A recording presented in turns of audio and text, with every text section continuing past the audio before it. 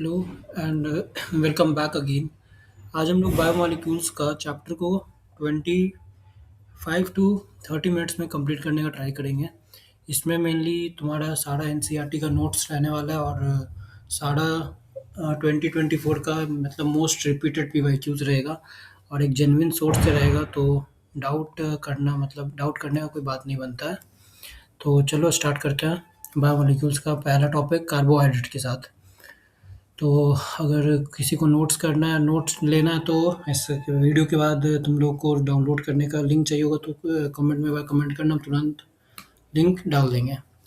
तो कार्बोहाइड्रेट्स क्या होता है? तो कार्बोहाइड्रेट हमारा पॉलीहाइड्रोक्सी कंपाउंड्स होता है। इसको जब पानी में डालोगे तो ये एल्डिहाइड और कीटोन प्रोड्यूस करता है। अगर हाइड्रोक्सी मतलब OH के साथ कीटोन अटैच है तो तुम्हारा फ्रक्टोज होगा, और अगर OH मतलब हाइड्रोक्सी के साथ एल्डिहाइड अटैच है मतलब CHO ग्रुप, तो वो तुम्हारा ग्लूकोज बनेगा। एल्डिहाइड का तुम लोग को टेस्ट याद होगा, ये फेलिंग्स टेस्ट और एक टॉलेंस टेस्ट। टेस्ट का रिएजेंट होता है AgNH3 होल ट्वाइस, और कीटोन शो करता है आयोडोफोम टेस्ट। अब नेक्स्ट पे आते हैं तो टाइप्स ऑफ कार्बोहाइड्रेट। तो टाइप्स में पहला है मोनोसैकेराइड्स, दूसरा है ओलिगो और तीसरा है पॉलीसैकेराइड्स।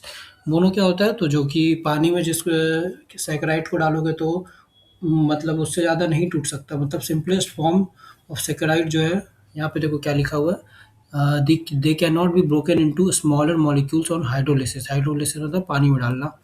ओलिगो को तुम पानी में डालोगे तो वो तुमको 2 से 10 मोनोसैकेराइड्स प्रोड्यूस करेंगे, और वहीं पॉलीसैकेराइड को डालोगे तो वो तुमको 10 मोनोसैकेराइड्स प्रोड्यूस करेंगे। इसका एग्जाम्पल यहाँ पे दिया हुआ है, तीनों का एग्जाम्पल लिस्टेड है यहाँ पे। चलो अब आगे बढ़ते हैं। तो ये इंपॉर्टेंस खुद भी पढ़ लोगे तो काम हो जाएगा, इतना ऐसे इम्पोर्टेंट नहीं है। ये वाला प्रिपरेशन याद रखना कि सुक्रोज़ तुम्हारा सुक्रोज़ को पानी में डालोगे तो ग्लूकोज़ प्लस फ्रक्टोज़ होगा। फ्रक्टोज़ देता है, सुक्रोज़ क्या है तुम्हारा? तो वो है तुम्हारा ओलिगोसैकेराइड। और यहाँ पे देखो एग्जाम्पल भी मेंशन्ड है, ये देखो सुक्रोज़ का। तो ये तुम्हारा ओलिगोसैकेराइड है, इसको पानी में डालोगे तो ग्लूकोज़ प्लस फ्रक्टोज़ देता है। अब नेक्स्ट पे आते हैं। ये स्ट्रक्चर ऑफ ग्लूकोज़ है। यहाँ पे याद रखना कि H अगर लेफ्ट साइड में है तो वो तुम्हारा डी ग्लूकोज़ होगा, और डी का मिरर इमेज तुम्हारा एल ग्लूकोज़ होगा। बस इतना ही याद रखना है।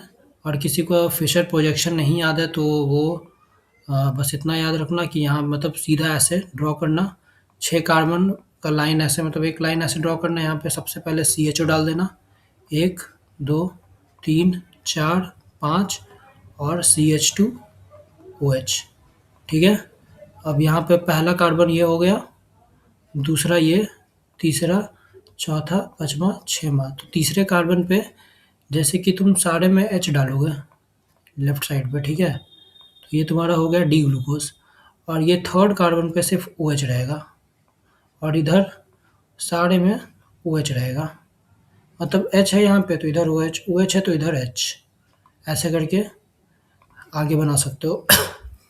अब हम लोग नेक्स्ट पे आते हैं। तो ये नेक्स्ट हमारा अल्फ़ा डी ग्लूकोज। ये भी बहुत आसान है, सिर्फ इसमें कुछ भी नहीं है एक्स्ट्रा, सेम स्ट्रक्चर है। बस CHO का जो C है उससे एक ऑक्सीजन यहाँ पे कनेक्टेड है। ये है तुम्हारा, ये देखो 1 2 3 4 5th, मतलब यहाँ पे C5 और C1 के बीच में एक O बॉन्डिंग है। तो ये तुम्हारा हो गया alpha D glucose. Alpha D glucose को याद रखने का सबसे बेस्ट तरीका है, यहाँ पे देखो हम शॉर्ट ट्रिक मेंशन किए हुए हैं। ये देखो अल्फ़ा डी ग्लूकोज को सबसे आसानी से याद रखने का तरीका है कि अल्फ़ा डी में फर्स्ट OH राइट साइड में होता है।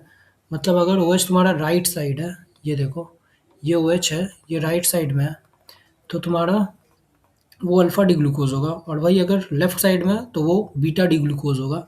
अब इसके साइक्लिक स्ट्रक्चर पे आ जाते हैं। तो साइक्लिक स्ट्रक्चर बनाने से पहले तुम लोग को एक बार प्रैक्टिस किया हो तो ज़्यादा आसान रहेगा, पर अगर नहीं किया हो तो ये शॉर्ट ट्रिक सबसे ज़्यादा मतलब आसान है साइक्लिक स्ट्रक्चर बनाने के लिए, कि लेफ्ट मतलब ये लेफ्ट साइड जितना भी एटम है वो टॉप पे रहेगा, और राइट साइड जितना भी एटम है वो बॉटम पे रहेगा। तो तुम लोग ये देखो, यहाँ पे कार्बन देखो, ये देखो 1, ये है 2, ये है 3, ये है 4 और ये है फिफ्थ कार्बन, ये है फिफ्थ कार्बन और ये है सिक्स्थ कार्बन। अभी हम लोग जस्ट बात किए थे कि ये हमारा 1 है, ये 2 पोजीशन, ये 3, ये 4, ये 5 और ये 6, ठीक है। अब जो भी लेफ्ट साइड है वो तुम्हारा टॉप पे होगा, लेफ्ट टॉप राइट बॉटम, ठीक है।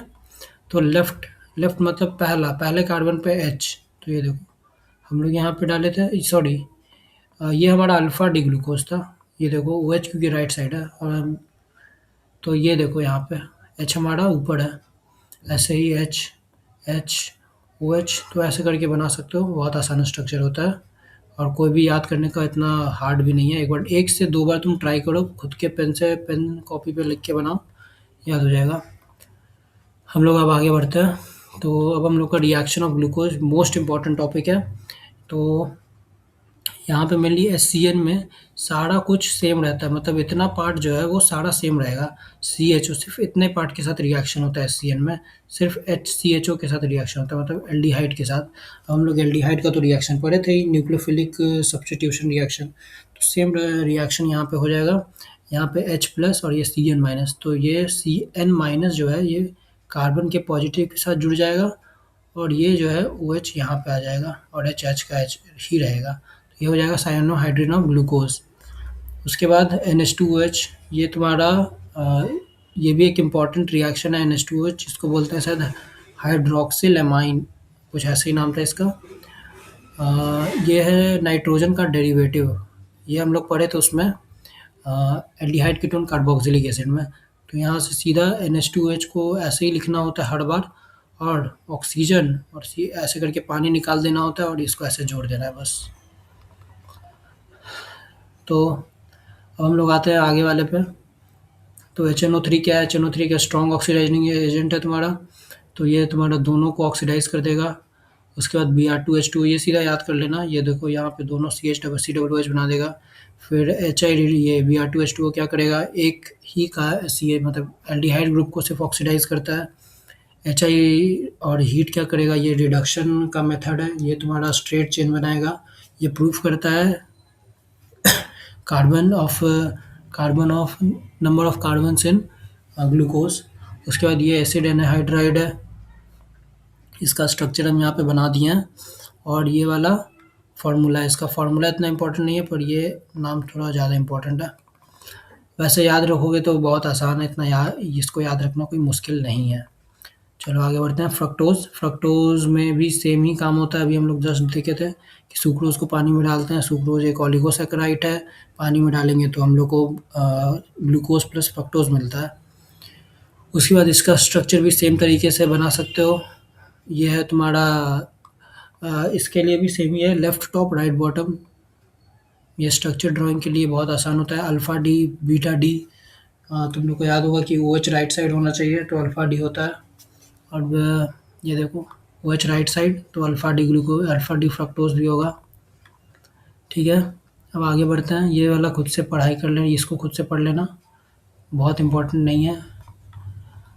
उसके बाद आता है हमारा रिंग स्ट्रक्चर ऑफ सुक्रोज, ये इसका स्ट्रक्चर को बना के प्रैक्टिस कर लेना, थोड़ा टफ लगेगा शुरू में और इससे तुम्हारा बेसिक स्ट्रॉन्ग हो जाएगा स्ट्रक्चर्स का।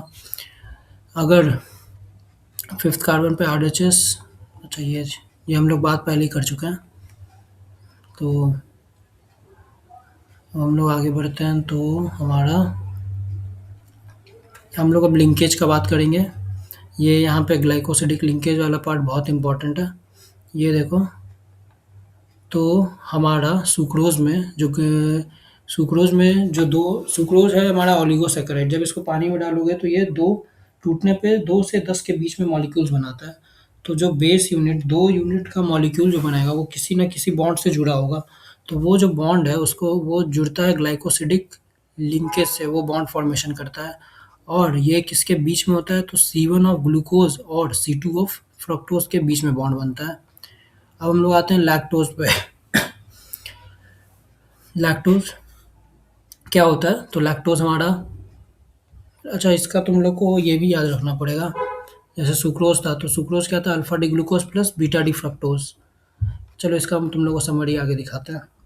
पहले इसका लिंकेज याद रखना। ग्लैक्टोज क्या होता है? तो ग्लैक्टोज होता है beta D glucose plus beta D galactose. तो इसके बीच में C1 और C4 के बीच में ग्लाइकोसिडिक लिंकेज होता है। ग्लाइकोसिडिक लिंकेज याद रखना कि मोनोसैकेराइड्स में ही पाया जाता है, दो मोनोसैकेराइड्स के बीच में। और उसके बाद माल्टोज। माल्टोज में क्या है? तो ये तुम्हारा C1 और C4 के बीच में ग्लाइकोसिडिक लिंकेज बनाता है। अब ये वाला टेबल एक इम्पॉर्टेंट टेबल है। लिंकेज तो हम लोग डिस्कस कर लिए कि सुक्रोज में क्या होता है। सुक्रोज में C1 और C2 के बीच में लिंक होता है। लैक्टोज में होता है C1 और C4 के बीच में, और माल्टोज में होता है C1 और C4 के बीच में। अब ये जो हम लोग को जानना होगा कि किसके किसके बीच में लिंकिंग होता है। तो ये सुक्रोज में होता है अल्फा डी ग्लूकोज और बीटा डी फ्रक्टोज में। लैक्टोज में होता है beta D glucose plus beta D galactose. यह है ग्लूकोज और यह है ग्लैक्टोज, ठीक है। Beta D glucose plus beta D galactose. और माल्टोज बनता है alpha D glucose plus alpha D glucose. अब हम लोग नॉन ये रेड्यूसिंग शुगर का बात करते हैं। तो रेड्यूसिंग शुगर बस बहुत आसान है। बस इतना समझ लो कि जिस भी ग्रुप में तुमको एल्डिहाइड और कीटोन दिख गया तो वो तुम्हारा सीधा रेड्यूसिंग शुगर होगा, ठीक है।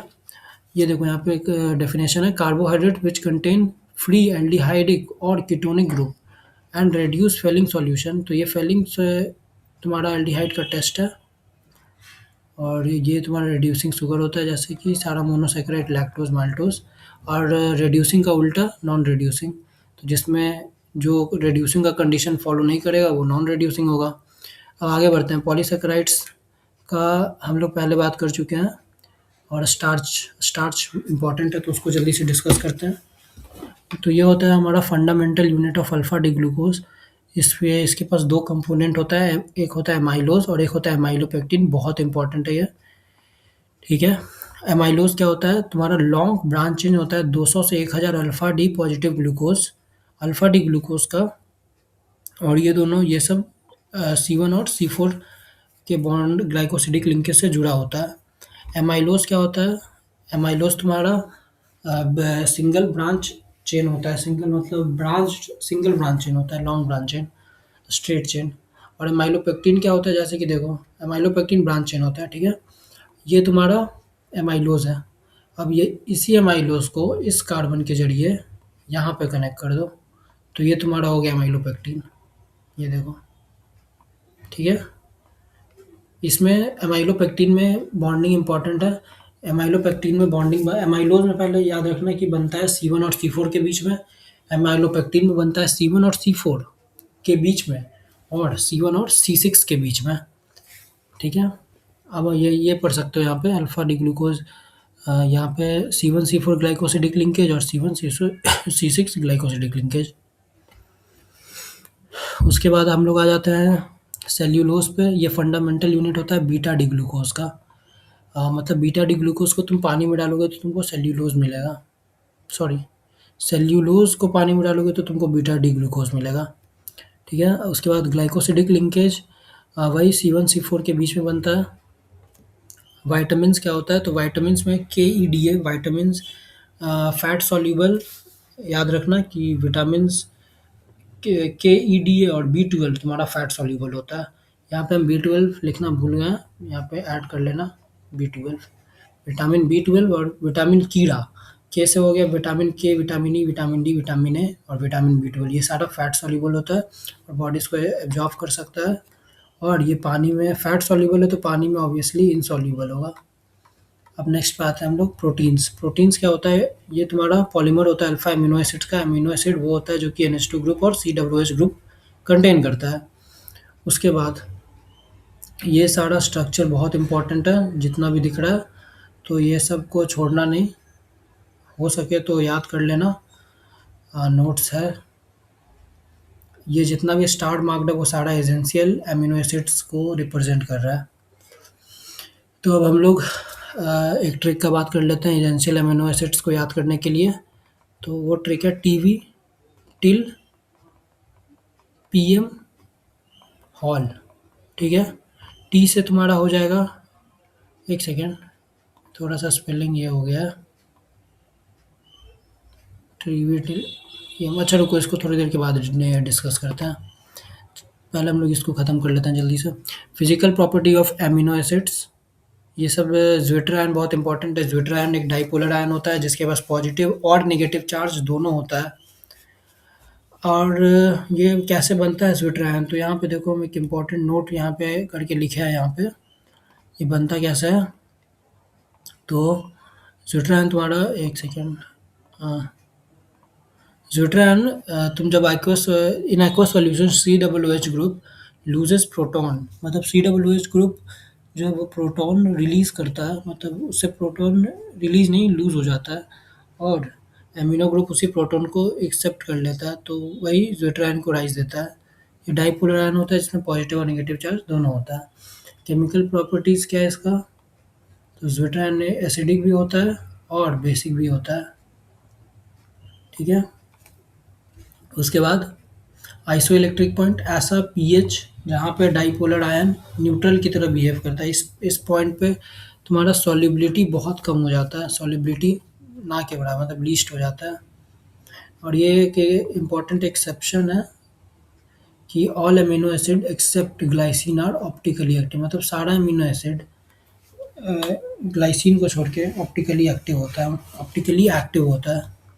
उसके बाद हम लोग आते हैं पेप्टाइड्स। पेप्टाइड्स देखो क्या होता है, तो देखो जैसे जब हम लोग दो ईटा को जोड़ते हैं तो उसके बीच में हम लोग सीमेंट और सैंड का मसाला डालते हैं ईटा को जोड़ने के लिए।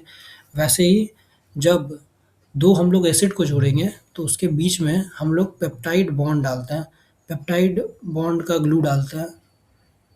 ऐसे इसी को पेप्टाइड बॉन्ड या पेप्टाइड लिंकेज कहते हैं। उसके बाद एमिनो एसिड्स, और ये तुम लोग को पेप्टाइड बॉन्ड का लिंकिंग दिखाने के लिए शो किया गया है। अब ये देखो जैसे कि अगर दो एसिड वन, देखो यहाँ पे दो अमीनो एसिड है, ये देखो पहला एसिड दूसरा एसिड, तो इसके बीच में कितना बॉन्डिंग है, एक बॉन्डिंग है। वही यहाँ पे बताया गया है कि जैसे दो अमीनो एसिड है, एसिड वन और एसिड टू, तो ये इसके बीच में कितना बॉन्डिंग है, एक ही बॉन्डिंग है ना। इसी को बताया गया है कि टू अमीनो एसिड में एक पेप्टाइड बॉन्ड होता है, थ्री अमीनो एसिड में टू पेप्टाइड बॉन्ड होता है। ऐसे ही करके पेप्टाइड बॉन्ड होता है number of amino acid minus one. Insulin में 51 अमीनो एसिड होता है, तो पेप्टाइड बॉन्डिंग कितना होगा, 50 होगा।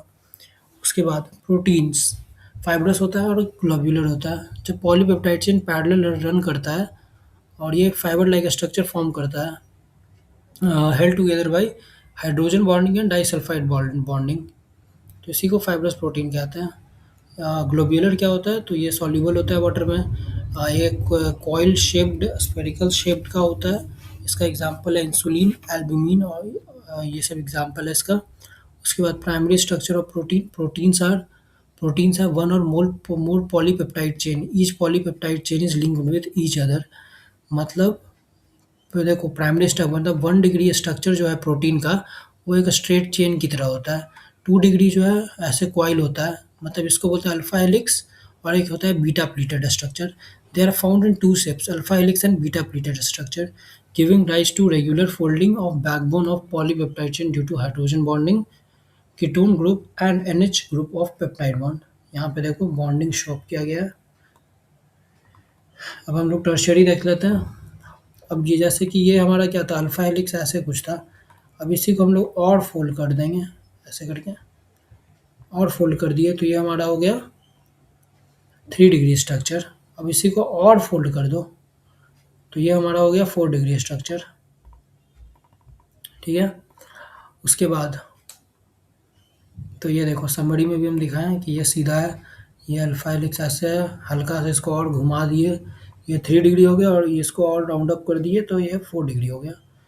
और एक इम्पॉर्टेंट यहाँ पे बात था कि जैसे कि तुम्हारा फोर्सेस जो कि स्टेबल बनाता है टर्शियरी और सेकेंडरी 2 डिग्री स्ट्रक्चर को, तो वो है पहला वान डर Waal force, electrostatic force, hydrogen bonding और एक डाइसल्फाइड बॉन्डिंग।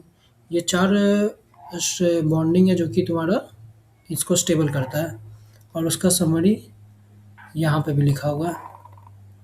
ये देखो van der Waal force, electrostatic, hydrogen bonding and disulphide. उसके बाद अब डीनेचुरेशन पे आ गए हम लोग। डीनेचुरेशन क्या होता है कि जब तुम protein is subjected to physical change like temperature, chemical और pH, then hydrogen bonding are disturbed. इसके कारण ग्लोब्यूलर अनफोल्ड हो जाता है, हेलिक्स अनकॉइल हो जाता है, प्रोटीन अपना बायोलॉजिकल एक्टिविटी भूल जाता है। डीनेचुरेशन में 2 डिग्री और 3 डिग्री स्ट्रक्चर डिस्ट्रॉय हो जाता है, 1 degree structure remains intact. Nucleic acid क्या होता है? Every generation on each and every species resembles its ancestor in many ways. Particle in nucleus is responsible for heredity are called chromosomes. Chromosomes किससे बनता है? तो क्रोमोसम्स प्रोटीन से बनता है। And other type of biomolecules called nucleic acid. There are two acids, DNA and RNA. Nucleic acid क्या होता है? तो ये long chain of polymer of nucleotides होता है। ठीक है। अब देखो न्यूक्लियस किससे? न्यूक्लियस से क्रोमोसोम्स बना, क्रोमोसोम्स से प्रोटीन बना और न्यूक्लिक एसिड बना। न्यूक्लिक एसिड से डीएनए बना और आरएनए बना। अब न्यूक्लिक एसिड किससे बनता है? तो न्यूक्लिक एसिड में होता है तुम्हारा pentose sugar, phosphoric sugar acid और नाइट्रोजनस बेस। ये तीनों डीएनए में और आरएनए में ये तीनों कॉमन होता है। एक अलग होता है जो डीएनए या आरएनए को डिस्टिंग्विश करता है। In DNA molecule sugar moiety is beta D two deoxyribose, whereas in RNA it's beta D ribose. ये दोनों नाम बहुत इंपॉर्टेंट है, प्लीज़ याद कर लेना, नाम बहुत इंपॉर्टेंट है। अब डीएनए के पास 4 बेस होता है, ये सीधा याद रखना एटीजीसी। ठीक है। और आरएनए के पास होता है एयूजीसी, बस टी नहीं रहता है, एयूजीसी। ठीक है। ये देखो यहाँ पे इसको तुम लोग पढ़ लेना तो तुम लोग को पता चल जाएगा। ए से एडेनिन, जी से गुएनिन, सी से साइटोसिन और टी से थाइमिन और यू से यूरेसिल। ये यू वाला ये तुम्हारा आरएनए में होता है, आरएनए, और ये वाला तुम्हारा होता है डीएनए में। ठीक है। अब आगे बढ़ते हैं। न्यूक्लियोसाइड क्या होता है? Unit form by attachment of base to 1 degree position of sugar known as nucleoside. उसके बाद हम्म, ये स्ट्रक्चर तुम लोग को दिख रहा होगा, इसमें पेंटोस शुगर प्लस बेस को रिप्रेजेंट किया गया है। न्यूक्लियोटाइड क्या होता है? Nucleotide is linked to phosphoric acid at 5 dash position of sugar moiety. Nucleotide बनता है कैसे? तो न्यूक्लियोसाइड प्लस फॉस्फोरिक एसिड। और एक और तरीका है न्यूक्लियोसाइड, अच्छा एक तरीका और नहीं है। न्यूक्लियोसाइड किससे बनता है? Pentose sugar plus base plus phosphoric acid से भी बनता है ये। तो ये वाला पार्ट थोड़ा सा इंपॉर्टेंट है, कभी कभी एजर्शन रीजन में क्वेश्चन आ जाता है इससे भी। उसके बाद तुम्हारा फॉस्फोडाइस्टर लिंकेज है, यहाँ पे स्वैप किया गया पॉलीन्यूक्लियोटाइड डीएनए या आरएनए में। तो अब हम लोग आगे बढ़ जाते हैं। डीएनए पेंटोस शुगर, ये नहीं, तो ये वाला बॉन्डिंग वाला थोड़ा इंपॉर्टेंट है। ए और टी डबल बॉन्डेड होता है, जी और सी ट्रिपल बॉन्डेड होता है। ये वाला थोड़ा इंपॉर्टेंट है। 2 strand of DNA are complementary to each other. इस पे ये वाला पार्ट भी बहुत इंपॉर्टेंट है, इस पे भी बहुत क्वेश्चन बनता है। They are responsible for genetic character and sending information and instruction. RNA contains ribose sugar bases from urine base and adenine guanine, a phosphate group present at C5 of sugar unit. They have single helix structure. Biological functions of nucleic acid क्या होता है? Replication और एक होता है protein synthesis. Replication होता है DNA का डबल हेलिक्स स्ट्रक्चर टूटता है, मतलब इसमें ये हाइड्रोजन बॉन्डिंग टूटता है, आइडेंटिकल कॉपीज तैयार होता है एंड ऐसे एक नया स्ट्रैंड बनता है। ये एक एंजाइम कैटेलाइज्ड प्रोसेस है। उसके बाद प्रोटीन सिंथेसिस का एक मेथड है, ये 2 स्टेप में होता है, ट्रांसक्रिप्शन और ट्रांसलेशन। ट्रांसक्रिप्शन में क्या होता है? Process of synthesis of RNA. Translation में होता है synthesis of protein occur in cytoplasm of cell.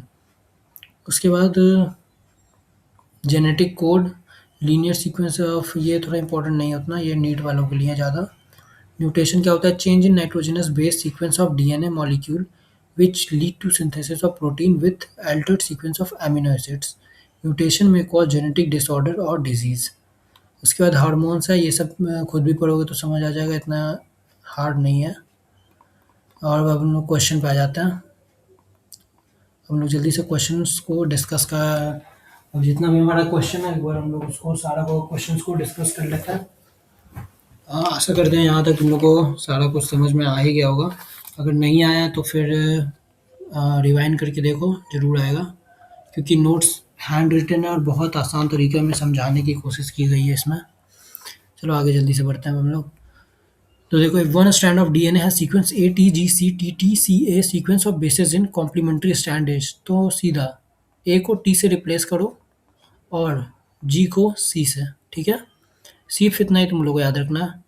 तो यहाँ पे A है तो हम लोग क्या लिखेंगे? ए का हम लोग टी का ए, जी का सी का जी, टी का ए, टी का ए, सी का जी और ए का टी। ठीक है, T A C G, T A C G, A G T, option two. अब सेकंड हमारा question number two, glucose, NaHCO3 और एक हीट। तुम लोग इसको याद किए थे, ऊपर में तुम लोग को याद होगा, एक बार पढ़ोगे तो तुम लोग को भी याद आ जाएगा। HNO3 क्या बनाता है? ये बनाता है हमारा saccharic acid. Bromine water weak oxidiser होता है, सिर्फ एक ही को रिड्यूस करता है, तो ये बनाता है ग्लूकोनिक एसिड। HI और हीट हम लोग ये पढ़े थे, ये स्पेशल एक रिडक्शन का प्रोसेस है। ये हो जाएगा सी का 3, तो चलो डी का वन, चलो ऑप्शन टू इज करेक्ट, एक ही ऑप्शन है। फ्रॉम द विटामिन इतना एंड इतना number of vitamin that can be store, तो ये होगा तुम्हारा फैट सॉल्युबल वाइटामिन। ये तुम्हारा हो जाएगा विटामिन कीड़ा, KEDA। तो देख लेते हैं हम लोग KEDA, विटामिन KED, अच्छा CBS, सी नहीं होगा, KED होगा और विटामिन B12 होगा। ठीक है, ये हम एक्सेप्शन वाला तुम लोग को बताया था, तो ये इंपॉर्टेंट है। तो आंसर क्या हो जाएगा? 1 2 3 4 5। Total number of correct information in, ये वाला assertion वो आसान क्वेश्चन है, इतना हार्ड नहीं है, खुद भी कर सकते हो। उसके बाद types of amino acid obtained by hydrolysis of protein, तो एक बहुत आसान क्वेश्चन है।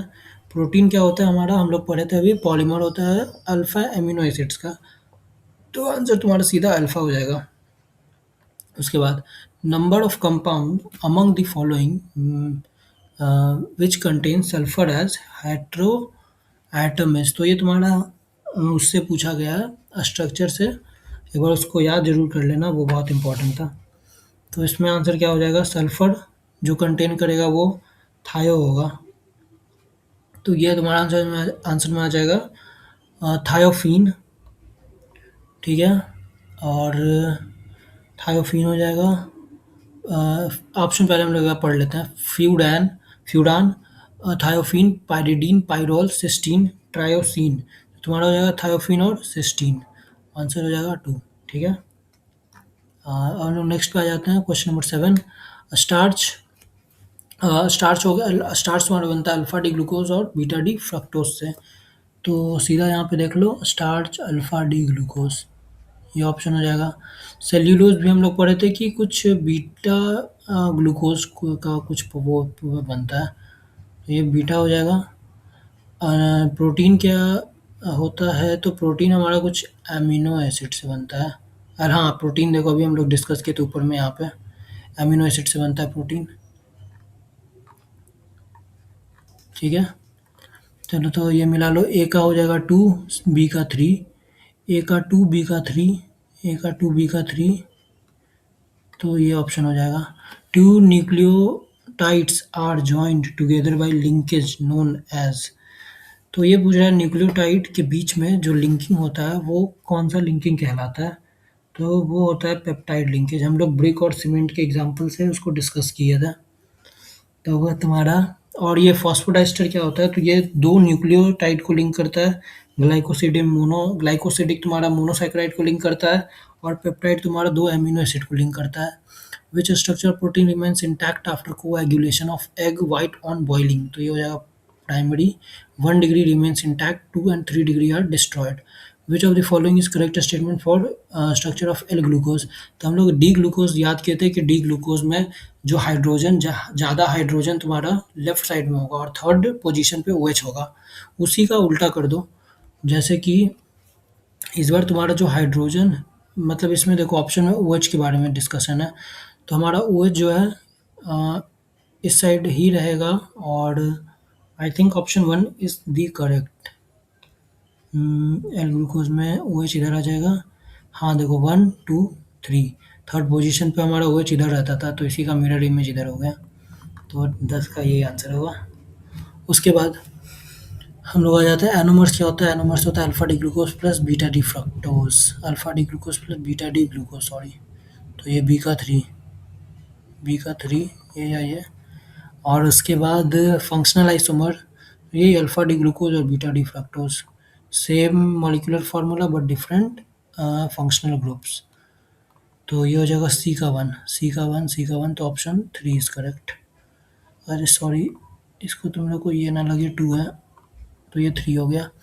निनहाइड्रिन क्या है? Which of the following gives a positive test for ninhydrin? तो निनहाइड्रिन तुम्हारा अल्फा एमिनो एसिड्स का टेस्ट होता है। निनहाइड्रिन को एमिनो एसिड में डालोगे तो तुमको एक डीप पर्पल कॉम्प्लेक्स मिलेगा जिसको हम लोग बोलते हैं ह्यूमन्स पर्पल। तो इसका आंसर क्या होगा? अब तुम बहुत ज़्यादा मतलब बता ही दिया, तो ये सेल्यूलोज तुम्हारा बीटा डी ग्लूकोज होता है, स्टार्च नहीं होगा, स्टार्च भी नहीं होगा, ऑलिगो है। तो ये हो जाएगा egg albumin. Coagulation of on heating is because of denaturation. ये वाला क्वेश्चन खुद से कर सकते हो। एंड इतना ही था। तो चलो मिलते हैं इसके नेक्स्ट वीडियो में। ये तुम्हारे लिए होमवर्क रहेगा इसके आगे। और मिलते हैं इसके नेक्स्ट वीडियो में। कमेंट करना कैसा रहा वीडियो, और बहुत इंफॉर्मेटिव वीडियो होगा। और मिलते हैं नेक्स्ट में। Thank you, bye.